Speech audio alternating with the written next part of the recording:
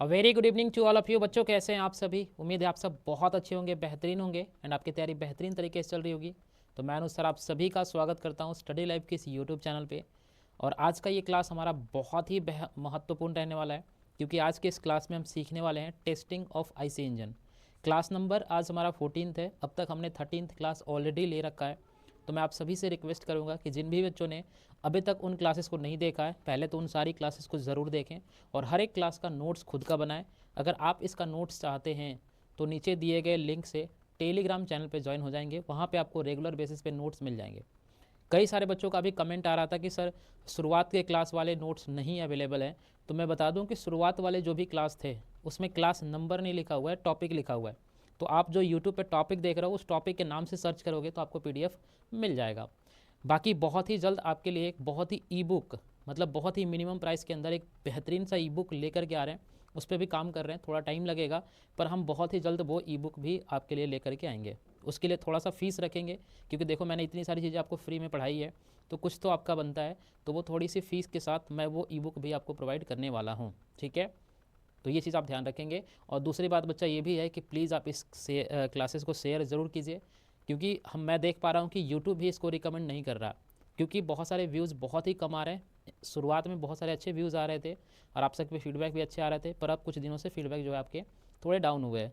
तो प्लीज़ सभी बच्चों से रिक्वेस्ट करूँगा कि क्लासेस को ज़रूर से ज़रूर शेयर करें, चाहे व्हाट्सअप ग्रुप हो, चाहे आपका फेसबुक हो, चाहे आप इंस्टाग्राम पे हो, हर जगह पे आप इसे शेयर ज़रूर करें। फ़िलहाल ये क्लास नंबर 14th है, जिसके अंदर हम सीखने वाले हैं इंजन टेस्टिंग। अभी तक हमने ये पढ़ लिया कि इंजन हमारा कैसे काम करता है, क्या क्या चीज़ें होती है, सारी चीज़ें हम पढ़ चुके हैं। आज हम बेसिकली सीखेंगे कि इंजन को हम टेस्ट कैसे करेंगे, ठीक है? बाकी जो भी बच्चे मैकेनिकल ट्रेड्स चूज किए हैं उनके लिए, अगर उन्होंने हीट इंजन को चूज किया है, मोटर मैकेनिक व्हीकल को किया है या डीजल मैकेनिक्स को किया है, तो ये क्लासेस बिल्कुल फ्री ऑफ कॉस्ट में है। और आने वाली जो नई वैकेंसी होगी, यानी कि 2025 में जो नई वैकेंसी आने वाली है, ये क्लासेस उनके लिए भी काफ़ी महत्वपूर्ण होगा। तो अगर मान लीजिए कि आपका इस बार सिलेक्शन नहीं होता है, वैसे तो मैं नहीं चाहूँगा कि आपका सिलेक्शन नहीं हो, लेकिन बाय द वे किसी कारण से, तो अब अगले सेशन के लिए भी आप इसको देख सकते हैं, ठीक है? तो प्लीज़ सभी बच्चे क्लास को ज़रूर शेयर करें और स्टार्ट करेंगे। हमारा टॉपिक का नाम क्या है? Testing of IC engine. Actually में क्या है कि अगर हम आईसी इंजन को देखें, ठीक है ना, तो आईसी इंजन के अंदर बेसिकली क्या है, आईसी इंजन का परफॉर्मेंस हम कैसे मेज़र करते हैं? अगर हम परफॉर्मेंस की बात करते हैं कि भाई हमारा आईसी इंजन का परफॉर्मेंस क्या है, परफॉर्मेंस क्या है, तो हम आईसी इंजन का परफॉर्मेंस कैसे मेज़र करते हैं? उसके लिए निकालते हैं हम एफिशिएंसी। एफिशिएंसी मतलब इंजन का एफिशिएंसी क्या है, वही उसका बेसिकली परफॉर्मेंस है। और अगर मैं आपसे कहूं कि एफिशिएंसी क्या होता है, एफिशिएंसी का मतलब क्या होता है, तो आप सिंपल कहोगे सर आउटपुट कितना मिल रहा है अपॉन में हमने इनपुट कितना दिया। मतलब वो इंजन हमें काम करके कितना दे रहा है और हमने उस इंजन पे कितना काम किया, इन दोनों का रेशियो जो होता है वही हमारा क्या कहलाता है? एफिशिएंसी कहलाता है।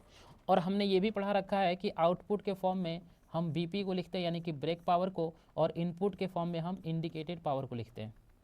और आपने ये भी सीखा है कि सर किसी भी इंजन का एफिशिएंसी 100% नहीं हो सकता, नॉट 100%। मतलब जितना आप इनपुट दो उतना ही आपको आउटपुट मिल जाए, ऐसा कोई इंजन अभी तक बना ही नहीं है।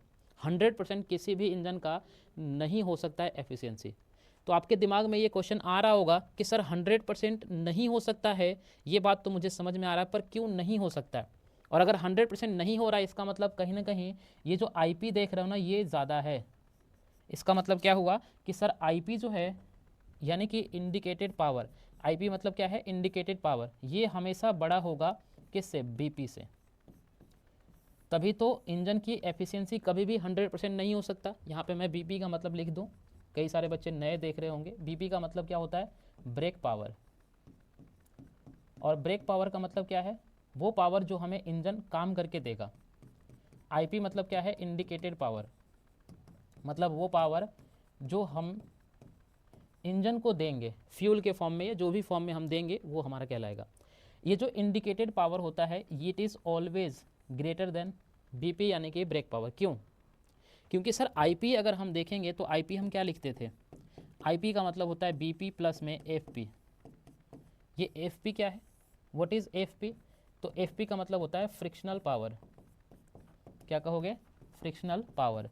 बेसिकली आपका जो इंजन है उसमें बहुत सारी मूवमेंट हो रहा है, बहुत सारी, चाहे वो पिस्टन हो, सिलेंडर हो, कैम शाफ्ट हो, क्रैंक शाफ्ट हो, ये सारी चीज़ें मूव करती हैं।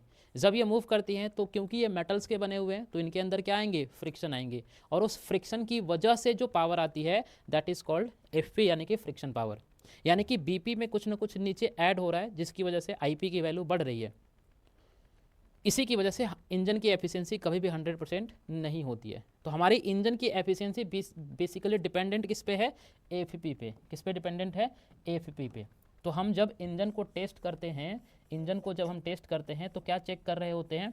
उसका एफपी चेक कर रहे होते हैं, कितना ज़्यादा या कितना कम। तो इस टॉपिक के अंदर हमें बेसिकली यही सीखना है कि एफपी का हम कैलकुलेशन कैसे कर सकें। ठीक है ना? कैसे करेंगे एफपी का कैलकुलेशन?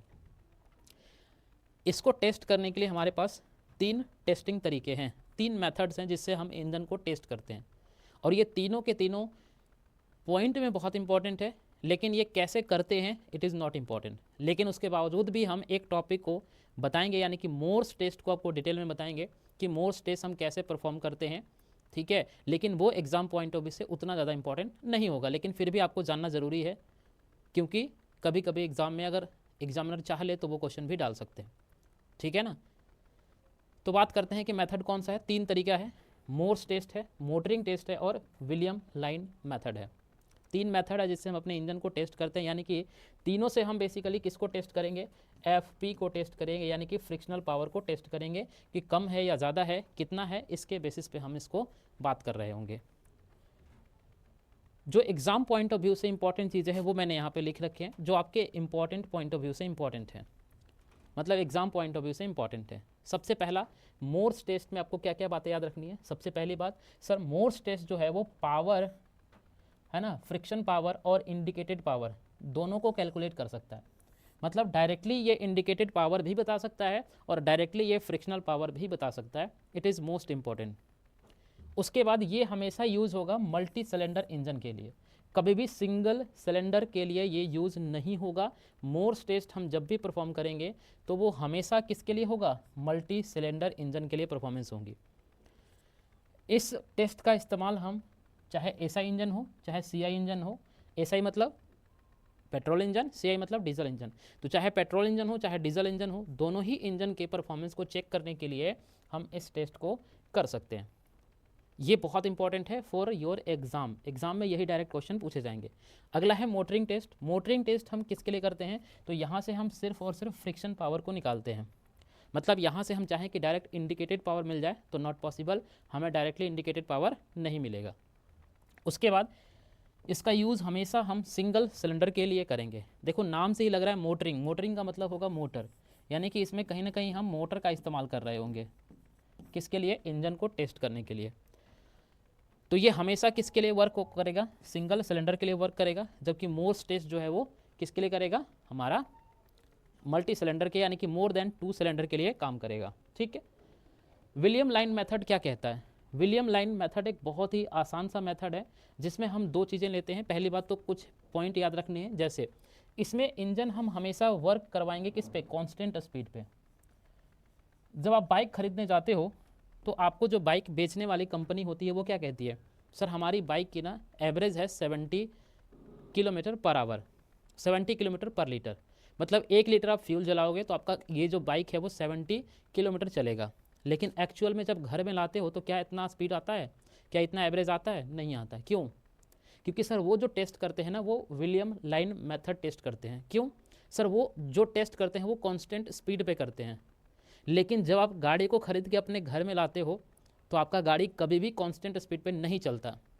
भाई कभी कभी होता है हाईवे मिल गया तो खूब स्पीड में 100 स्पीड में चला दिए, और कभी कभी तो घर के आसपास जो रोड ख़राब होती है उसमें 10, 20, 30, 50 भी चलते हैं।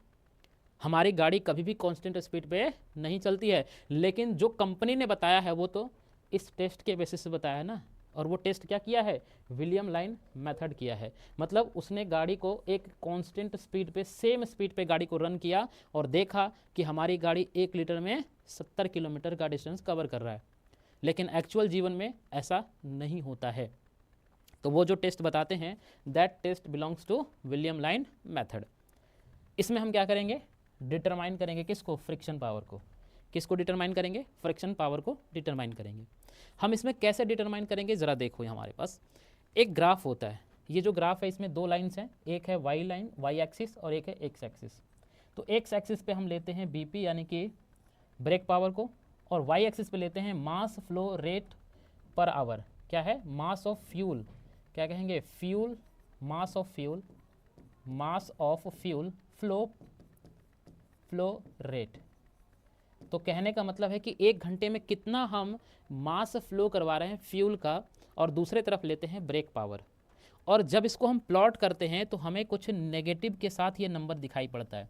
मतलब कुछ नंबर तो हमें पॉजिटिव में नज़र आता है, लेकिन कुछ नंबर हमें नेगेटिव में आता है। और वो जो नेगेटिव नंबर आता है ना, that negative number is called, उसी को हम क्या कहते हैं, एफ पी, यानी कि फ्रिक्शन पावर। जो नेगेटिव में नंबर आता है, ये जो आपको यहाँ से यहाँ तक नंबर दिख रहे हैं, यही नंबर हमारा क्या है, एफ पी है। और इसी एफ पी से हम क्या निकाल लेंगे, आई पी निकालेंगे। कैसे, I P is equal to B P plus में एफ पी। अब एफ पी यहाँ से निकल जाएगी, इसको पुट करेंगे, आई पी निकल जाएगी, और जब आई पी निकल जाएगी तो फिर हम एफिशिएंसी निकाल लेंगे कि हमारे इंजन का एफिशिएंसी क्या है। इसको बोलते हैं William line method. Exam point of view से यहाँ तक काफ़ी इंपॉर्टेंट थी। ये सारी चीज़ें एग्जैक्टली आपको याद होनी चाहिए, चाहे आप RRBI का एग्ज़ाम दे जाओगे, या फिर आपका हीट इंजन की, या फिर आपका मोटर मैकेनिक व्हीकल की, या फिर आपका मोटर मैकेनिक डीजल मैकेनिक्स की हो। ठीक, अब उन बच्चों के लिए जो बच्चे सीखना चाहते हैं कि ये मोर्स टेस्ट कैसे परफॉर्म करी जाती है। मोर्स टेस्ट हमेशा किसके लिए होता है, मोर देन 2 सिलेंडर, यानी कि मल्टी सिलेंडर के लिए यूज़ करते हैं। तो पहली पॉइंट तो ये लिखना है, it is used for multi cylinder, multi cylinder. अब हम कैसे करते हैं परफॉर्मेंस, ज़रा इसको देखो। हमारे पास यहाँ पे 4 सिलेंडर दिख रहा है आपको। ये जो हमारे पास एक इंजन है जिसमें 4 सिलेंडर है, बहुत सारे इंजन हो सकते हैं, 8 सिलेंडर का भी होता है, 12 सिलेंडर का भी होता है। अभी फ़िलहाल हमने मारा है कि हमारे पास 4 सिलेंडर हैं। हर एक सिलेंडर को अपना एक ब्रेक पावर होगा। तो इसका ब्रेक पावर होगा एक इसका ब्रेक पावर होगा, और एक इसका ब्रेक पावर होगा, एक इसका ब्रेक पावर होगा। दिस इज़ द शाफ्ट, ये हमारा शाफ्ट है जो कि इन सभी सिलेंडर से कनेक्टेड है। क्लियर है। अभी मैं कहूँ आपको कि इंडिकेटेड पावर कितना होगा, तो आप कहेंगे सर 4 इंडिकेटेड पावर होगा। क्यों, क्योंकि 4 सिलेंडर है तो 4 इंडिकेटेड पावर हो गया। एक में एक ब्रेक पावर, दूसरे में ब्रेक पावर, तीसरे में ब्रेक पावर, तो टोटल ब्रेक पावर कितने हैं, 4 ब्रेक पावर है। ठीक है, और 4 ही फ्रिक्शनल पावर है। इसको हमने मान लिया इक्वेशन 1। हमने कहा कि हमारे पास 4 सिलेंडर है, तो 4 सिलेंडर का इंडिकेटेड पावर 4 IP हो जाएगा, 4 BP हो जाएगा, 4 FP होगा। अब जब हम टेस्ट करना चाहते हैं तो टेस्ट के दौरान हम क्या करेंगे, इनमें से एक सिलेंडर को बंद कर देंगे। मतलब एक सिलेंडर के अंदर जो फ्यूल की सप्लाई है ना, उसको बंद कर देंगे। यहाँ से फ्यूल सप्लाई हो रहा है, ये एग्जिट हो रहा है, सप्लाई एग्जिट। तो अब हमने क्या किया कि एक सिलेंडर के अंदर जो फ्यूल की सप्लाई थी उसको बंद कर दिया।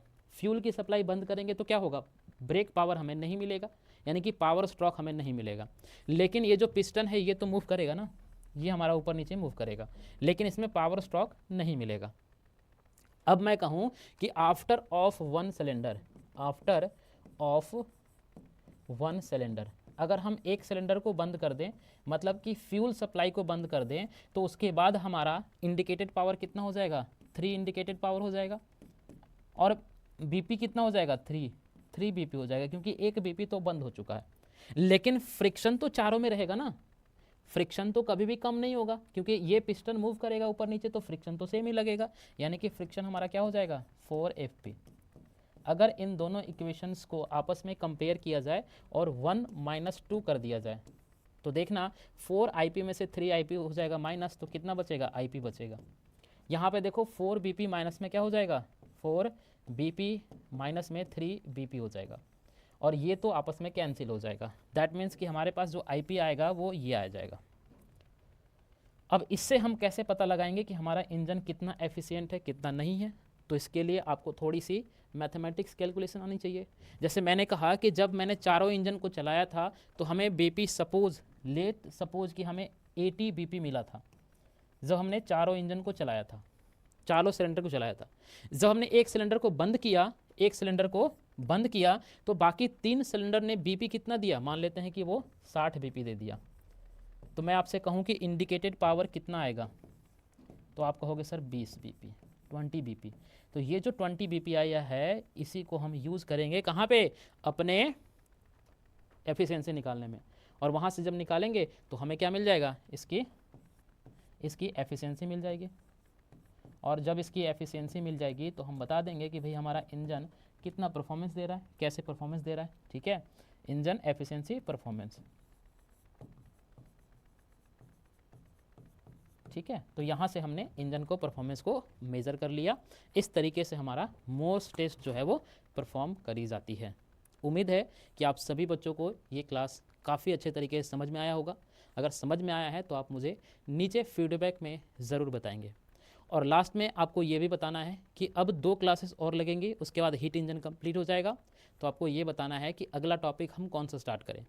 आइदर आपका वेल्डिंग है और सीट मेटल है। तो आप मुझे नीचे कमेंट करके बताएंगे कि हम अगला चैप्टर कौन सा स्टार्ट करें, यानी कि वेल्डिंग करें या फिर सीट मेटल करें। इसके बारे में हमें नीचे इन्फॉर्म कीजिएगा।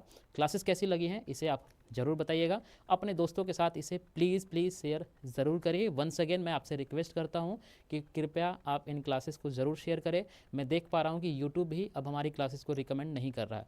तो इसमें बस एक ही सहारा है कि आप सभी बच्चे मिल करके इस क्लास को ज़रूर से शेयर करें, अदरवाइज़ बहुत मुश्किल है बच्चा। ठीक है, चलिए फिर मिलते हैं नए क्लास में। तब तक के लिए बाय बाय, टेक केयर। पढ़ते रहिए, मुस्कुराते रहिए एंड कुछ न कुछ सीखते रहिए और आगे बढ़ते रहिए। बाय बाय, टेक केयर, जय हिंद।